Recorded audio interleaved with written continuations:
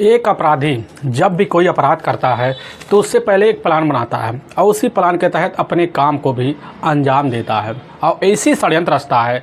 वह सोच बैठता है कि इस षड्यंत्र के बाद हमारी ज़िंदगी बड़े ऐसो आराम से चलेगी, लेकिन वह नहीं सोच पाता कि आखिर हमारे सामने भी कुछ मुसीबत आएंगे जिसकी वजह से हम पुलिस के हथकंडे चढ़ेंगे और हमेशा हमेशा के लिए जेल के चक्की पीसेंगे। आज के घटना में सेम कुछ ऐसे होता है। एक युगल होता है, अपनी ज़िंदगी जीने के लिए कुछ ऐसा कारनामा करता है जिसकी वजह से वह हमेशा हमेशा के लिए जेल के सलाखों के पीछे भी पहुंच जाता है और साथ में एक व्यक्ति हमेशा के लिए इस दुनिया को छोड़ के चला जाता है। लेकिन जब लोगों के सामने सच्चाई निकल के आती है, इसे सुनने के बाद लोगों को अपने कानों पर कतई यकीन भी नहीं होता और साथ में लोग सोचने और समझने के लिए मजबूर भी हो जाते हैं। आखिर क्या था इस घटना में, इस घटना में क्या हुआ, इस घटना की आप पूरी तह तक सच्चाई जानने के लिए इस वीडियो को आप लास्ट तक ज़रूर देखिएगा। नमस्कार दोस्तों, मैं प्रदीप कुमार आपको इस स्टडी बात चैनल पे मैं स्वागत करता हूं। दोस्तों आज की यह जो सच्ची घटना है, यह घटना सुनाने से पहले मैं आपसे एक छोटा सा रिक्वेस्ट करना चाहता हूं, क्योंकि आप अगर इस चैनल पर नए आए हुए हैं और पहली बार आए हुए हैं तो एक बार जाकर आप अपने इन्हीं प्यारे हाथों से आप इस चैनल को सब्सक्राइब ज़रूर कर लीजिएगा, ताकि आपकी वजह से आज जो वीडियो है इम्पोर्टेंट होने के नाते काफ़ी लोगों तक पहुंचाया जा सके, और इसके लिए हम आपके तहे दिल से शुक्रगुजार रहेंगे। दोस्तों आज की यह जो सच्ची घटना, यह घटना ठीक उत्तर प्रदेश का ही जाना माना महानगर पड़ता है कानपुर, और ठीक उसी का ही एक बिधुनु कस्बा लगता है, और ठीक उसी का ही एक खेरसा गाँव पड़ता है। मैं बात कर रहा हूँ 26 अप्रैल और साल 2024 का ही। तो सुबह सुबह का टाइम होता है, तो खेरसा गांव के कुछ लोग होते हैं, सुबह के लिए अपने खेतों में मौके पर देखभाल के लिए निकल जाते हैं। और जैसे ही गांव के बाहर जाते हैं तो गांव के बाहर एक बड़ा सा तालाब होता है जिसमें काफ़ी सारे जलकुम्भियाँ होती हैं। तभी जो व्यक्ति रास्ते में जा रहे होते हैं उन्हीं व्यक्ति की नज़र जलकुम्भी के ऊपर जाती है, तो देखते हैं एक बोरी है, ठीक उसी में काफ़ी सारे मच्छियाँ इधर उधर भड़कड़ा रहे हैं। लोग तरह तरह की मन में आशंका लेकर वहीं चर्चा करना शुरू कर देते हैं। तभी कुछ वक्त बीतता है, तभी वहाँ पर कई लोग इकट्ठा हो जाते हैं और जैसे तालाब के साइड में जाते हैं तो देखते हैं बोरी। उनके मन में काफ़ी आशंकाएँ अब जन्म ले लेती है।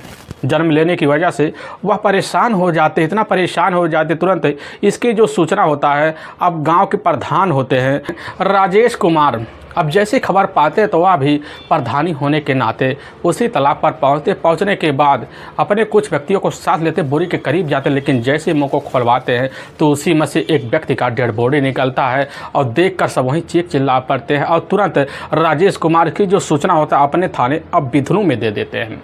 वहाँ के एसएचओ जो होते हैं जितेंद्र प्रताप सिंह, अब जैसे खबर पाते हैं तुरंत ही अपने दल बल टीम को लेते हैं और साथ में इसकी जो सूचना होता है अपने से बड़े अधिकारी को देते हैं और उसी टीम को भिजवा देते हैं और अपनी टीम को लेते हैं और लेने के बाद अब खेरसा गांव में पहुंच जाते हैं। लेकिन जैसे ही गांव के करीब जाते हैं, दूर से देखते हैं तो गांव के बाहर काफ़ी ग्रामीणों का जमावड़ा लगा हुआ है और समझ जाते कि बस करो घटनास्थल तो यही होगा। और तुरंत जितेंद्र प्रताप सिंह अपने पुलिसकर्मियों को लेकर उसी अब जो भीड़ में घुस जाते हैं, अंदर जाते हैं। तालाब होता है, तालाब के साइड में देखते एक बोरी होता है, सभी लोग अपनी नटखा लगाए वहीं पर खड़े होते हैं। एसएचओ साहब अपने कुछ पुलिसकर्मियों को अपने साथ लेते हैं और लेने के बाद इशारा करते हैं। पुलिसकर्मी जो होते हैं उसी समय उस तालाब में उतर जाते हैं, बोरी को लेकर बाहर निकलते हैं। लेकिन जैसे बोरी को खोला जाता है तुरंत बोरी में से एक व्यक्ति का डेड बॉडी निकल कर और बाहर आ जाता है। लेकिन वहाँ पर जो खड़े लोग होते हैं देखते हैं तो उसी समय डेड बॉडी को देख कर सनसा हो जाता है, क्योंकि उसी गांव का ही रहने वाला जिसका अपना ननिहाल होता है दिनेश अवस्थी के रूप में लोग वही पहचान कर लेते हैं। उसकी अपनी पत्नी भी होती है अब पूनम, जिसकी उम्र लगभग 32 साल के आसपास होता है, लेकिन दिनेश अवस्थी का जो उम्र होता है लगभग अब 41 साल के आसपास होता है। पुलिस की जो टीम होती है अब वहाँ खड़े जितने भी व्यक्ति होते हैं सभी की निगाहों को उस समय देखती है। देखने के बाद अब बॉडी के करीब जाती है। जैसे बॉडी का निरीक्षण करती है दिनेश अवस्थी को, तो बॉडी को देखते पता चलता है उसके दोनों पैर जो होते हैं वह बंधे होते हैं और साथ में उसके गले और साथ में शरीर पर कई जगह गहरे गहरे घाव के निशान होते हैं। पुलिस की टीम समझ जाती है कि आखिर माजरा क्या हो सकता है, इसीलिए पुलिस की टीम वहाँ पर खड़े अब राजेश कुमार से पूछताछ करते हैं। अब जब राजेश कुमार से पूछताछ किया जाता है तो पता चलता है कि दिनेश अवस्थी का जो अपना मूल परिवार होता है ठीक लखीमपुर का ही, एक जाना माना अब गांव पड़ता है, कुंडरी रूप सेना रूप, उसी गांव में है। उसका अपना और एक भाई है मनोज अवस्थी, जो ठीक इसी ननिहाल में ही दिनेश अवस्थी के साथ और साथ में अपनी भाभी अब इधर पूनम के साथ कई महीनों से अब रह रहा है। लेकिन पुलिस को जैसे ही भनक लगता है कि मनोज के बारे में और इधर पूनम के बारे में पुलिस को जो टीम होती है तौर तरीके से वहीं खड़े हुए काफ़ी लोगों से पूछताछ करती है। लेकिन जब गांव वालों से पूछताछ किया जाता है तो उसी गांव का ही रहने वाला होता है एक राजू, और राजू उसी समय पुलिस के सामने आता है। पुलिस से कहने लग जाता है कि साहब आज सुबह के टाइम लगभग वही 7 बजे के आसपास टाइम होता, उसी वक्त दिनेश का जो अपना छोटा भाई होता है मनोज को हमने इसी तालाब के इर्द गिर्द घेरा बनाते हुए अपने नज़रों से देखे हुए थे। पुलिस को जो टीम होती है इधर राजू से जब पूछताछ करती है तो आखिर पता चलता है कि इधर मनोज का अपना एक छोटा भाई भी है, भयानंद उर्फ है आसानी, जो ठीक 2 साल पहले ही अपने ननिहाल में रहा करता था। लेकिन ननिहाल में जब रहता था तो उसी वक्त उसकी जो दोस्ती होता है अब इधर राजू से हो जाता है। होने के नाते अब राजू से भी अभी तक फ़ोन पर कई बार बात हुआ करते थे। लेकिन पुलिस के सामने राजू जब यह बात बतलाता, पुलिस की जो टीम होती है उसी वक्त अब इधर आसानी का मोबाइल नंबर राजू के थ्रू अब ले लेती है। लेने के बाद उसी समय आसानी के पास फ़ोन कर देती है, और फ़ोन करने के बाद उसके भाई अब दिनेश अवस्थी के बारे में इस तरह की जानकारी देती है, जिसकी वजह से अब इधर आसानी जब खबर पाता है कि हमारे भाई इधर दिनेश अवस्थी की बेरहम तरीके से मौत हो चुकी है, तो उसी वक्त अपने कुछ सहायक कर्मियों को लेता है और साथ में अपने कुछ हितकारियों को लेता है, और लेने के बाद अपने ही गांव से निकल पड़ता है। अब पुलिस की जो टीम होती है इधर दिनेश अवस्थी की बॉडी का वही पंचनामा भरती है, और पंचनामा भरने के बाद उठाकर अपने ही नज़दीकी जो सरकारी अस्पताल होता है कानपुर का लाला अस्पताल में ही अब पोस्टमार्टम के लिए भेजवा देती है। अब पुलिस की टीम इधर जब गांव में पहुंचती है तो गांव में पहुंचने के बाद यही पता चलता है कि दिनेश अवस्थी का जो ननिहाल का जो अपना मकान होता है उस मकान पर मौके पर ताला लटका हुआ है। पुलिस की टीम वहां खड़े लोगों से जब पूछताछ करती है तो पता चलता है कि जब से सुबह के टाइम में अब इधर मनोज को देखा गया है तब से उसके घर पर ताला लटका हुआ है। पुलिस की टीम समझ जाती है कि माजरा क्या है। पुलिस की टीम उसी वक्त घर के अब ताले को तोड़वाती है। अंदर दाखिल है तो एक रूम होता है, उसी रूम में एक चारपाई होता है, लेकिन वह चारपाई पर कुछ कंबल होते हैं जो पूरी तरह से खून से लथपथ होते हैं। लेकिन फर्श होता है, फर्श पे भी काफ़ी सारे ब्लड सारा लगे होते हैं। पुलिस की टीम समझ जाती है कि आखिर दिनेश अवस्थी की जो मौत हुई है बेरहम तरीके से की गई है, वह घटना को अंजाम इसी कमरे में अब दिया गया है। पुलिस की टीम में समझ में आ जाता है कि ठीक है, दिनेश अवस्थी के साथ रहने वाला उसका अपना छोटा भाई मनोज अवस्थी और साथ में उसकी पत्नी पूनम ने मिलकर इस बेरहम घटना को अंजाम दिया। पुलिस की टीम जब वहां खड़े लोगों से पूछताछ करती है तो पता चलता है कि हाँ, मनोज और साथ में पूनम के बीच कई महीनों से प्रेम संबंध चल रहे थे, और इसकी जानकारी अब इधर दिनेश अवस्थी की थी, जिसकी वजह से इनके घर में कई बार झगड़े तकरार हुए होते हैं। अब पुलिस को जैसे भनक लगता है कि आखिर में इधर मनोज और पूनम दोनों घर छोड़कर मौके पर फरार है, पुलिस की टीम पूरी यकीन कर लेती है कि बस करो, इस हत्यारा कोई और नहीं है बल्कि खुद इधर दिनेश का ही अपना भाई मनोज और साथ में दिनेश अवस्थी की अपनी पत्नी और पूनम है। इसीलिए पुलिस की जो टीम होती है अब उसी वक्त इस केस को सुलझाने के लिए सबसे पहले बड़े अधिकारियों को भी सूचना इस चीज़ की दे देती है, और देने के बाद पुलिस की टीम इस केस को सुलझाने के लिए लग जाती है, अपने थाने पहुंच जाती है। लेकिन जैसे शाम का टाइम होता है उसी वक्त दिनेश अवस्थी का अपना जो छोटा भाई होता है अब भयानंद उर्फ आसानी अपने ही उसी विधुन थाने पहुंचता है।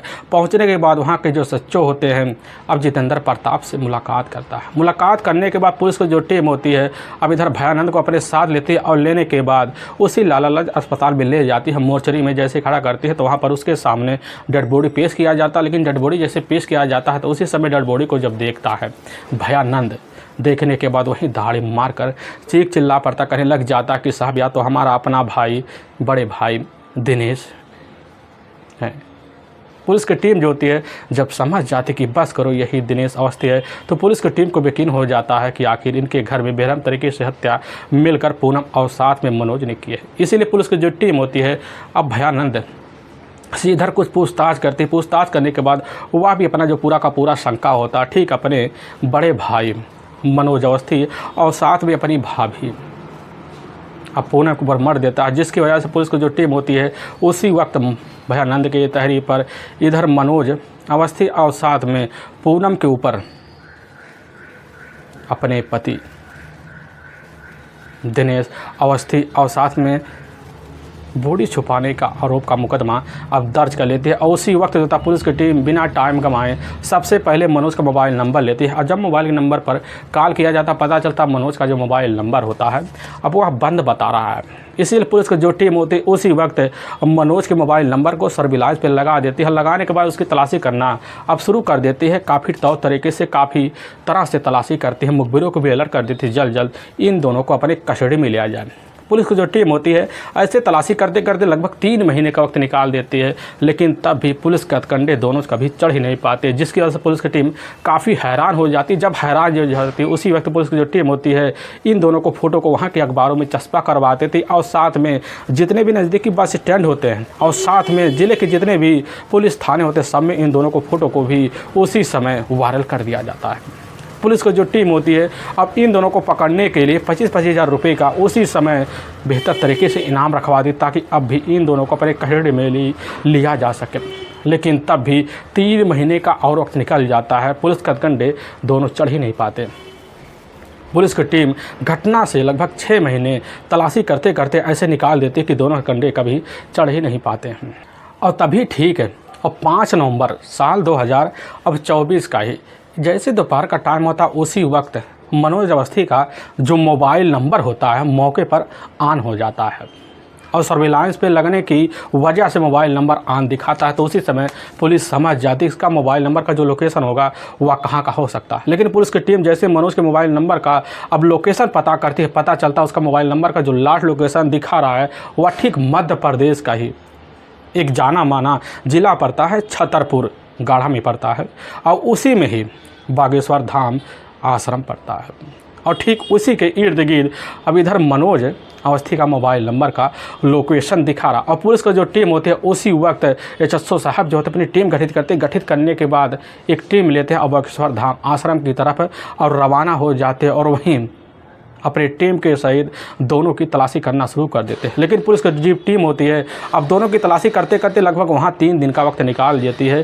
तभी वहाँ कुछ हितैषियों को द्वारा पता चलता कि इस समय मनोज और साथ में पूनम जो होते हैं इसी आश्रम के बाहर अपना खुद का एक टी स्टॉल लगाकर अपनी ज़िंदगी गुजार रहे हैं। पुलिस की टीम खबर पाती है तो उसी टी स्टॉल पर एक ग्राहक बनकर पहुँचती है। पहले तो मनोज से चाय मांगती है, फिर उससे कुछ मीठी मीठी बातें करती है। बातें करने के बाद इधर मनोज से ही उसका नाम पता पूछा जाता है। लेकिन मनोज का जब नाम पता पूछा जाता पता चलता है मनोज अपना खुद मनोज अवस्थी नाम बता देता और बगल में खड़ी एक औरत होती है वो अपना नाम पूनम बता देते। पुलिस की टीम समझ जाती है कि बस करो यही दोनों पुलिस के ही फिर मुजरिम है। और पुलिस की जो टीम होती है उसी वक्त अब मनोज अवस्थी और साथ में मनोज अवस्थी की अपनी जो प्रेमिका होती है, अपनी जो भाभी होती है पूनम को अपने कस्टडी में लेती है और लेने के बाद दोनों को बिना टाइम गंवाए इधर उसी समय अब बिधुन थाने में ले जाता है। और जब ले जाया जाता है पहले दोनों से पूछताछ किया जाता है तो पहले दोनों इधर उधर की बातें करते हैं। लेकिन पुलिस के हाथ काफ़ी सारे सबूत थे। लेकिन उन सबूतों को जैसे दोनों को दिखाया जाता है तो आगे बिना किसी सख्ती दबाव के अब मनोज अवस्थी और साथ में पूनम दोनों दिनेश अवस्थी की हत्या का जुर्म कबूल कर लेते हैं। लेकिन पुलिस के सामने जो रसी बसी कहानी के बारे में दोनों ने एक ऐसी दर्दनाक कहानी सुनाई जिसे सुनकर लोगों के कलेजे भी थर्रा से जाते हैं। असल में उत्तर प्रदेश का ही जाना माना एक शहर पड़ता है लखीमपुर और ठीक उसी में ही एक गांव लगता है कुंडरी रूप सेना रूप। उसी गांव के रहने वाले होते हैं राजकुमार अवस्थी। उनकी अपनी पत्नी भी होती है गायत्री अवस्थी। राजकुमार अवस्थी के टोटल 3 बेटे होते हैं जिसमें बड़ा बेटा होता है दिनेश अवस्थी और दूसरे नंबर का बेटा होता है मनोज अवस्थी और जो सबसे छोटा बेटा होता है अब उनका यही भयानंद उर्फ आसानी। लेकिन उनके तीनों जो बेटे होते हैं इधर राजकुमार के ही खेतीबाड़ी की वजह से अपनी ज़िंदगी अपनी पढ़ाई पूरी कर पाते हैं। लेकिन जैसे ही इधर राजकुमार को लगता है कि हमारे जोड़ों बेटियों की जो ज़िंदगी है वह खूबसूरत तरीके से चलने वाली नहीं है, जिसकी वजह से वह भी अपने साथ है खेती किसानी में अपने तीनों बेटों को लगा देते हैं। लेकिन बेटे अब जैसे पढ़ाई के दहलीज को छोड़ने के काबिल हो जाते हैं तो उसी वक्त उनका जो बड़ा बेटा होता है, अब इधर दिनेश अवस्थी और साथ में मनोज अवस्थी दोनों फैसला लेते हैं और लेने के बाद ठीक अपने ही ननिहाल बिदनू थाने में ही अब घेरसा एक गाँव पड़ता है, उसी गाँव में जाते हैं। अब अपने ही ननिहाल में मौके पर रहना शुरू कर देते हैं और जब रहने लग जाते तो रहते रहते अपने ननिहाल का ही खेती बाड़ी भी संभाल लेते हैं। संभालने के बाद अपनी ज़िंदगी चलाने के लिए इधर जो होता है दिनेश अवस्थी अपने एक दोस्त का सहारा लेता है और उसी का सहारा लेकर मौके पर अब जाकर ट्रक ड्राइवर बन जाता है। बनने की वजह से उसके पास ठीक ठाक पैसे आने लग जाते हैं। लेकिन मनोज जो होता है इधर खुद अपना खर्चा चलाने के लिए वहीं बिधनू में ही ईंट भट्ठा होता है उसी पे जाकर अब दिहाड़ी मजदूरी करना शुरू कर देता है। दोनों अपनी ज़िंदगी संवारते संवारते कई साल का वक्त निकाल देते हैं। तभी इधर राजकुमार को भी पूरी तरह से जब यकीन हो जाता कि हमारे दोनों बेटे की जो उम्र है लगभग 40 साल क्रॉस कर रही है, अब उनकी शादी करना भी काफ़ी उनके लिए खतरे से खाली होने वाला होता है, क्योंकि काफ़ी ज़्यादा परेशान हो जाते उन दोनों बेटे के लिए उनका कोई रिश्ता नहीं आ पाता। इधर अपने हिसाब से दोनों बेटे जो होते हैं अपनी शादी के लिए खुद रिश्ते की तलाशी करते हैं। तभी दिनेश की मुलाकात जो होता है इधर उत्तर प्रदेश की रहने वाली, उत्तर प्रदेश का ही एक जाना माना शहर पड़ता है, ज़िला पड़ता है सीतापुर, और ठीक उसी में एक लहरापुर गांव पड़ता है। उसी गांव के रहने वाले होते हैं अब रघुवर। उनकी अपनी एक इकलौती बेटी होती है पूनम, जो देखने में काफ़ी खूबसूरत भी होती है और चंचल भी होती है, पढ़ाई में एक नंबर भी होती है। लेकिन जैसे अपनी पढ़ाई पूरी कर लेती है उसी वक्त इधर पूनम अपनी माँ के साथ अपने घर गृहस्थी में उलझ जाती है। लेकिन अपने हिसाब से अपनी ज़िंदगी संवारने के लिए पूनम जो होती है अपने हिसाब से अपने गांव में कुछ लड़कों को अपने काबिल बना, जिसकी वजह से उसके इर्द गिर्द काफ़ी लड़के भी उसकी खूबसूरती को देखकर अब मंडराना शुरू कर देते हैं। मंडराने की वजह से अब इधर जो होते हैं रघुवर इस हालत को देखकर काफ़ी ज़्यादा परेशान, उनको भी यकीन होने लग जाता कि हमारी बेटी के जो पैर है आगे चलकर कहीं ना कहीं थिरक जाएंगे। और इसीलिए रघुवर जो होते हैं इधर अपनी बेटी के लिए अब रिश्ते की तलाशी करते हैं। लेकिन तलाशी करते करते कई साल का वक्त निकल जाता है। लेकिन इधर पूनम की जो उम्र होती है शादी से काफ़ी सारी आगे में निकल चुकी होती है, लगभग 30 साल के आसपास हो जाती है। लेकिन इसी बीच दिनेश के एक अपने रिश्तेदार होते हैं जो सीतापुर के ही अब इधर लहरापुर गांव के रहने वाले होते हैं। तो दिनेश अवस्थी जो होता है अपने रिश्तेदार के मौके पर घर पहुंचता है। जब घर पहुंचता है तो उसी वक्त रास्ते में आती जाती हुई अब इधर पूनम से मुलाकात हो जाता है। और जब होता है तो दिनेश अवस्थी जैसे पूनम को देखने के बाद उसका दीवाना हो जाता है। अब इधर दिनेश अपने रिश्तेदार से जब पता करता है रघुवर की अपनी इकलौती बेटी है पूनम होने के नाते वह उसी वक्त जाकर उनके घर ही अपनी दोस्ती बनाने की वजह से पूनम के घर इस तरह अड़ जाता है कि पूनम की खूबसूरती को देखने के बाद वही दीवाना हो जाता है। लेकिन पूनम जैसे दिनेश के बैकग्राउंड को देखती है वह भी समझ जाती है कि आखिर शादी लायक इधर दिनेश बहुत अच्छा लड़का दिख रहा है, जिसकी वजह से पूनम भी धीरे धीरे अब इधर दिनेश की तरफ भाव देना शुरू कर देते हैं। दोनों एक दूसरे को जान पहचान लेते हैं। लेने के बाद दोनों के बीच प्रेम प्रसंग चालू हो जाते हैं। जब चालू होते दोनों के बीच रिश्ते भी कायम हो जाते हैं। अब यह सिलसिला जब चलने लग जाता है दोनों जो होते हैं अब शादी करने का फैसला भी लेते हैं। और तभी जनवरी साल 2023 का महीना होता है। उसी महीने में दोनों जो होते हैं एक बारा देवी मंदिर होता है, उसी मंदिर में जाते हैं। जयमाल के तहत दोनों शादी कर लेते हैं। और शादी करने के बाद इधर खुद दिनेश जो होता है अपनी पत्नी इधर पूनम को अपने ही ननिहाल अब खीरसा गांव ले आता है। ले आने के बाद इसकी जो खबर होता है अब जाकर दिनेश के जो पिता होते हैं उनको लग जाता है और दूसरी तरफ पूनम के जो पिता होता है उनको लग जाता है। लेकिन दोनों जब खबर पाते हैं पाने के बाद बड़ी खुश हो जाते हैं, क्योंकि इधर उनको पता चलता है कि हमारी बेटी का उम्र निकल चुका है। अब इधर दिनेश के पिता को भी चलता है हमारी बेटी का शादी का जो उम्र है वह पार हो चुका होता है। लेकिन दोनों परिवार रजामंदी हो जाते हैं। इधर दिनेश अवस्थी पूनम को साथ लेता है अपने ही ननिहाल में तौर तरीके से घर में रखना शुरू कर देता है। लेकिन घर में रखकर पूनम को काफ़ी मान सम्मान दिया करता था, क्योंकि पूनम इतनी खूबसूरत थी कोई भी व्यक्ति देखता तो एक ही नज़र में उसकी तरफ मोहित जरूर हो जाता। ठीक यही हाल है अब इधर दिनेश का भी होता है। कोई भी बात होता है तो तरीके से होता है, इधर पूनम से करता और उसकी इच्छा को पूर्ण करता। यह सिलसिला जब चलने लग जाता है, चलते चलते लगभग 1 महीने का जब वक्त निकल जाता तो इसी बीच दिनेश अवस्थी जो होता है अब मौके पर ट्रक ड्राइवरी का काम करना दोबारा शुरू कर देता है और सुबह निकलता तो शाम को घर वापस लौटता।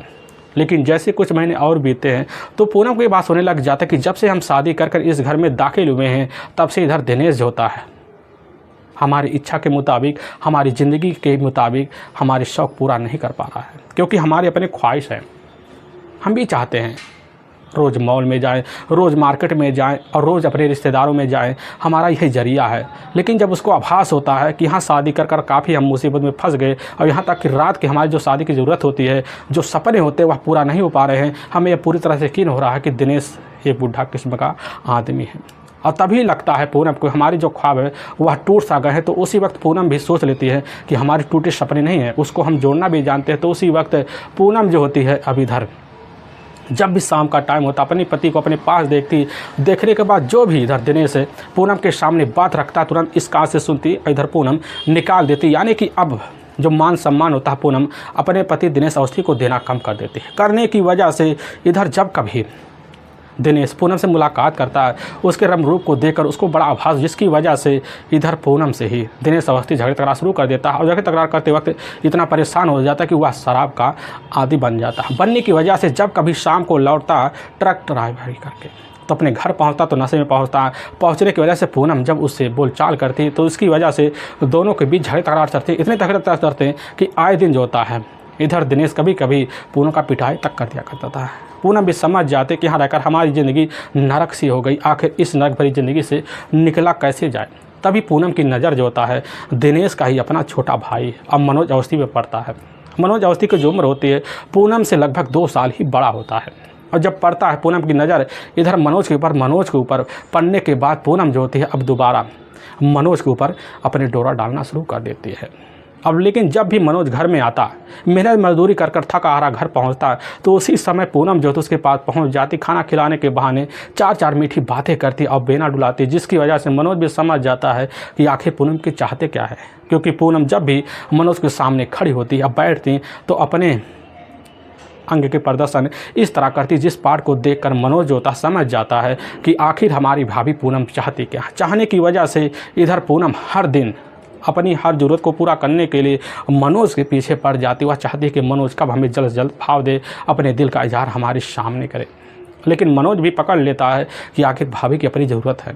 वह भी उसी दिन से भी अब ज़्यादा से ज़्यादा फोकस अपनी भाभी के ऊपर करना शुरू कर देता। कभी कभी अपने काम पे बना जा दिन भर इधर भाभी के इर्द गिर्द घूमना शुरू कर देता। और भाभी देवर के नाते दोनों के बीच हंसी टुटेले होते हैं। लेकिन खुद पूनम जो होती है ऐसी हंसी टुटेले कर देती है जिसकी वजह से मनोज समझ जाता है कि भाभी अब हद पार कर रही है। और उसी का फ़ायदा उठाने के लिए मनोज एक दिन मौके की तरह से बैठा, दोपहर का जब टाइम होता है तो पता चलता है कि आज सुबह ही दिनेश अवस्थी जो होता ट्रक लेकर कहीं बाहर टूर पे निकल गया है।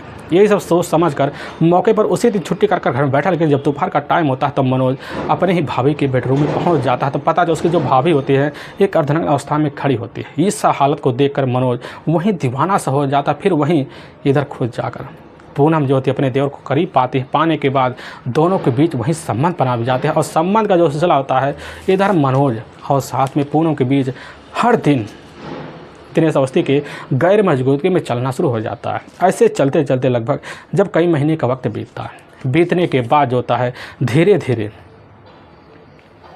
दोनों अपनी ज़िंदगी साथ गुजारने का फैसला ले लेते हैं, दुनिया बसाने का फैसला लेते। पूनम को लगने लग जाता है कि अगर हमारी ज़िंदगी में मनोज जैसा पति होता तो आज हमारी ज़िंदगी बड़ी खूबसूरत होती।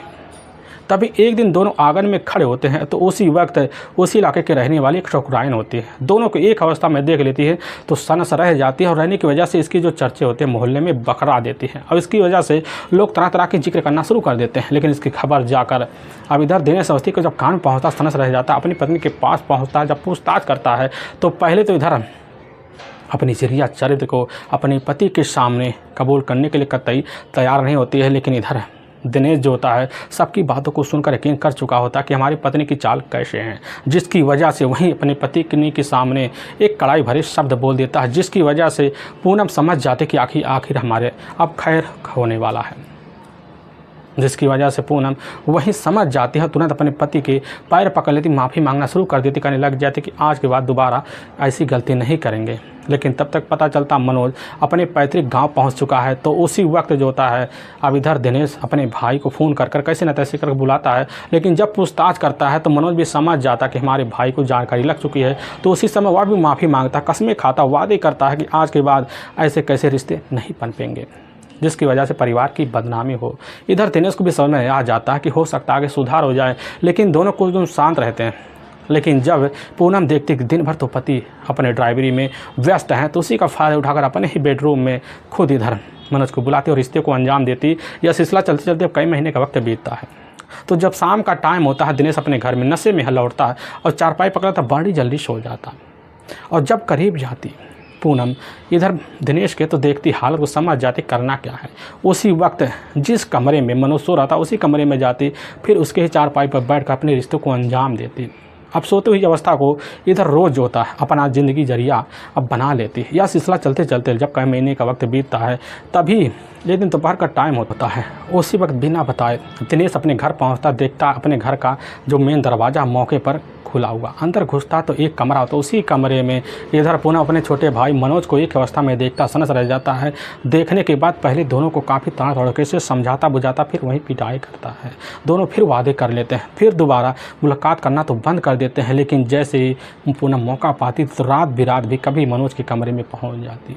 अब यह सिलसिला चलते चलते लगभग फिर कई महीने का जो वक्त बीतता है, बीतने के बाद तिवारा रात के ही वक्त एकदम एक निद्री अवस्था में जैसे दिनेश उठता है, उठने के बाद अपने भाई मनोज के कमरे में पहुंचने के बाद जो नज़ारा देखता दंग से रह जाता। फिर वहीं मनोज और पूनम की पिटाई कर देता, इतनी पिटाई करता है कि वहाँ पूनम जो थी पूरी रात सो नहीं पाती। लेकिन जब सुबह का टाइम होता, पूनम मनोज के साथ मिलती है, कहने लग जाती है कि आखिर इस जिल्लत भरी ज़िंदगी से हमें छुटकारा दिलाओ।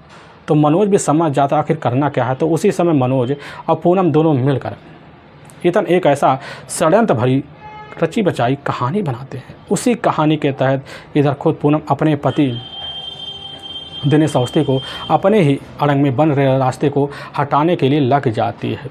अब एक प्लान बनाती है। उसी प्लान के तहत मनोज और साथ में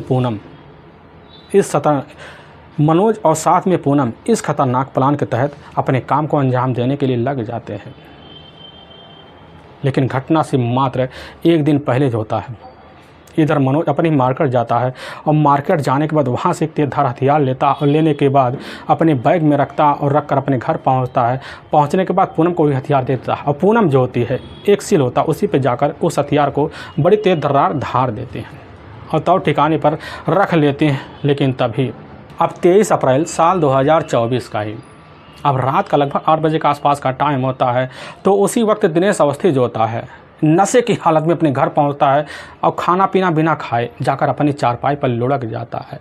और जब लुढ़क जाता है तो इधर जो होती पूनम अपने पति के पास जाती है। उसकी निद्रा की अवस्था को देखकर समझ जाती है आगे हमें करना क्या है। जिस कमरे में मनोज अवस्थी सो रहा था उसी कमरे में पूनम पहुंच जाती है। फिर उसके साथ अपने रिश्ते अपने हंसते पूरा करना शुरू कर देते हैं। लेकिन रात के वक्त जैसे ही दिनेश अवस्थी की नींद खुलती है तो उसी वक्त समझ जाता है कि हमारी पत्नी कहाँ हो सकती है। ददड़ा कर उठता है, तुरंत ही मनोज के कमरे के सामने खड़ा दरवाजे पर हाथ रखकर दरवाज़ा खुल जाता है। लेकिन अंदर जो नज़ारा देखता है पूरी तरह से दिनेश अवस्थी हिल जाता है। लेकिन मनोज की नज़र जैसे ही दिनेश के ऊपर पहुँचती है, पहुँचने के बाद मनोज सोचता है भाग लें। लेकिन पूनम उसका हाथ पकड़ कहने लग जाते कि आज तुम्हें जो करना है उसके लिए हमने तो कई महीने पहले प्लान बनाकर रखा है। तो उस कर्म को अभी इसी वक्त अंजाम दे दो। मनोज समझ जाता करना क्या है। तो उसी वक्त जो होता है मनोज और साथ में दिनेश के बीच थोड़े बहुत झगड़े तकरार होते हैं। लेकिन इधर पूनम जो होती है एक बोरी होता है, उसी बोरी में हाथ डालती तो उसी बोरी में से तेजधार हथियार निकालती। वही हथियार जिसमें ठीक एक दिन पहले धार लगाकर रखी हुई थी, वही हथियार मनोज के हाथ पकड़ा दिया। मनोज होता हथियार को लेने के बाद अपने भाई के ऊपर उसी तेजधार हथियार से वार करना शुरू कर देता, जिसकी वजह से थोड़ी देर बाद दिनेश अवस्थी इस दुनिया को छोड़ के अब चला जाता है। जैसे रात का 2 बजे के आसपास टाइम होता है तो इधर मनोज और साथ में पूनम दिनेश अवस्थी को बोरी को लेते हैं, एक बोरी में डंप कर देते हैं। और बोरी में लेने के बाद ले जाकर साइकिल पे रखते हैं और दोनों मिलकर उसी साइकिल को खींचते खींचते गांव के बाहर ले जाते हैं। एक तालाब होता है बहुत बड़ा, उसी में काफ़ी सारी जलकुम्भियाँ होते हैं, उसे जाकर बोरी सहित डंप कर देते हैं। फिर घर आते हैं लगभग 2 दिन का वक्त बीत जाता है। 2 दिन का वक्त बीतने के बाद अब जैसे 26 अप्रैल का दिन होता है तो उसी दिन सुबह के टाइम में डेड बॉडी का निकलना, उसी वक्त सुबह के टाइम में टहलते घूमते मनोज जो होता है तालाब के किनारे पहुँचता देखता है कि बोरी थोड़ी थोड़ी ऊपर आ रही है। तो उसी वक्त बोरी को नीचे दबाने के लिए एक डंडा लेता, उसी से दबाना शुरू कर देता है। लेकिन देखता है इर्द गिर्द कई व्यक्ति टहल रहे हैं तो वह डर से जाता। उसी वक्त वहाँ से मौके पर निकल कर पूनम के पास आता, पूनम को सारी बात की जानकारी देता कि आखिर हमारे लिए खतरे की घंटी बजने वाली है। तो पूनम उसी वक्त सतर्क हो जाती है और तुरंत मनोज को अपने साथ लेती है। अब मनोज को साथ लेने के बाद इधर मनोज अपने बुआ के यहाँ लखीमपुर चला जाता है, वहाँ कुछ दिन रहता है और वहाँ रहने के बाद चित्रकूट चले जाते हैं। वहाँ भी कुछ दिन वो लोग अपना सैर सपाटा करते हैं। सैर सपाटा करने के बाद ठीक वहाँ से ठीक बागेश्वर धाम पहुँच जाते हैं। लेकिन जब उनको दिखाई देता है कि बागेश्वर धाम ही हमारा तौर ठिकाना बनने वाला है तो उसी वक्त मनोज जो था अपना मोबाइल स्विच ऑफ कर लेता ताकि अब हम पुलिस के हथकंडे ना चढ़ें। वहाँ रहकर अपने काम की तलाशी भी करता है, तभी उसकी नज़र में ठीक आ जाता क्यों अपना कोई व्यापार किया जाए। और उसी बागेश्वर धाम के आश्रम के साइड में ही एक खाली ज़मीन होता, उसी ज़मीन में जाकर एक अपना खुद का टी स्टॉल खोल लेता और उसी ज़मीन में टी स्टॉल चलाना शुरू कर देता है। और उसकी सहयोगी खुद उसकी अपनी भाभी, उसकी अपनी प्रेमिका पूनम बन जाती है। दोनों मिलकर अपनी ज़िंदगी वहाँ गुजारने लग जाते हैं। गुजारते गुजारते जब 6 महीने के वक्त बीत जाता पर मनोज को भी आभास हो जाता कि अब हम तो आभास हो जाता है कि पुलिस अब तो पूरी तरह से ठंडी पड़ गई होगी। तो उसी वक्त दोपहर का जब टाइम होता है तो मनोज वही अपना मोबाइल मौके पर जैसे ऑन करता है तो उसी वक्त लोकेशन पे लगे होने की वजह से मनोज का मोबाइल होता है ऑन दिखा, जिसकी वजह से पुलिस का कंधे चढ़ जाता है। पुलिस की जो टीम होती है इधर ठीक घटना से 6 महीने बाद दोनों को बागेश्वर धाम से धर दबोचे लेकर थाने पहुंच जाती है। लेकिन पुलिस के सामने जो सच्चाई रखते सुनने के बाद लोगों का कलेजा तक थर्रा जाता है। लेकिन पुलिस की जो टीम होती है इधर दोनों को लेती और ले जाती है, इधर मनोज के ही घर में घुसाती है। फिर वहीं उस हथियार को उनके ही तहत अपने कब्जे में लेती है और लेकर सबूत के तहत ले जाकर न्यायालय में पेश कर देती है। और न्यायालय में इन दोनों के ऊपर काफ़ी गंभीर मुकदमा दर्ज करके ले जाकर हमेशा हमेशा के लिए जेल के सलाखों के पीछे डाल देती है। दोस्तों, हमें इस घटना का सुनाने का जो उद्देश्य है किसी को दिल से पहुंचाना नहीं है, बल्कि आपको यह बताना है कि आप जहां भी रहें आप सावधान और सतर्क जरूर रहे। दोस्तों, फिर मिलेंगे एक नए वीडियो के साथ। तब तक के लिए जय हिंद और जय भारत।